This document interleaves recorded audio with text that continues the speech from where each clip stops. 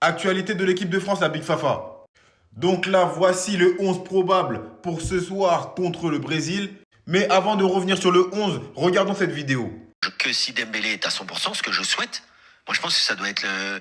Ça ne le sera pas, mais moi, même dans l'esprit de Deschamps, avec ce qu'il fait maintenant, Dembélé, l'agressivité sur le ballon, l'exemplarité, même tactiquement, il est intelligent, Dembélé. Tu vois, des fois, moi, pour moi, c'est presque... Tu joues presque où tu veux, mon gars. Je vais te faire démarrer à droite ou en 10. Donc, et après, tu vas changer avec Olysée, tu vas aller driver les...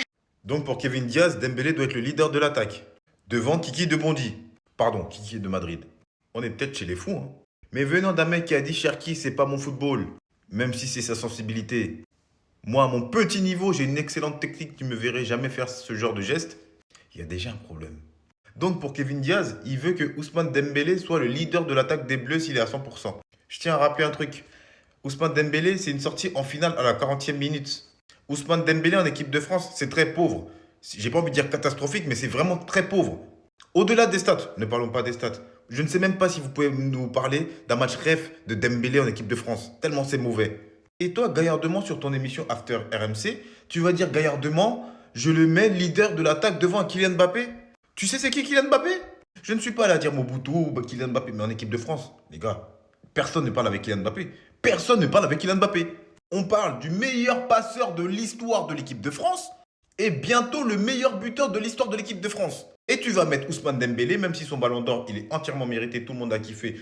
Félicitations à lui encore une fois, mais jamais de la vie tu le mets leader de l'attaque devant Kylian Mbappé. On est chez les fous là. Et Kylian Mbappé en équipe de France, rarement il déçoit. Donc c'est une Coupe du Monde stratosphérique à 18 piges, champion du monde d'ailleurs, même s'il y avait un gros collectif.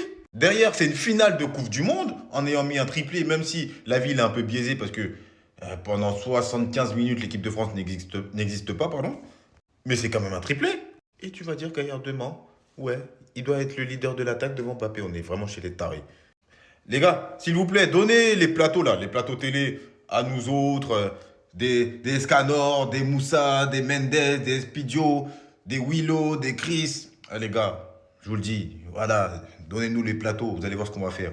Bref, la composition de l'équipe de France, elle fait vraiment très peur. Doué, Olysée, Dembélé, Mbappé en attaque. Le quatuor, il est incroyable. Rabiot et Chouameni pour ratisser les ballons. Hernandez, Upamecano, Konaté, Gusto. Ou pas, qui ne déçoit quasiment jamais en équipe de France. Konaté, quasiment pareil. Gusto, qui est vraiment très très bon. Et Hernandez, qui déçoit très peu. Bref, c'était l'actualité de l'équipe de France. Kevin Diaz, s'il te plaît, retire ce que tu as dit. Dites-moi un peu en commentaire ce que vous pensez de l'actualité de l'équipe de France. C'est chez vous, abonnez-vous l'équipe en bleu sang.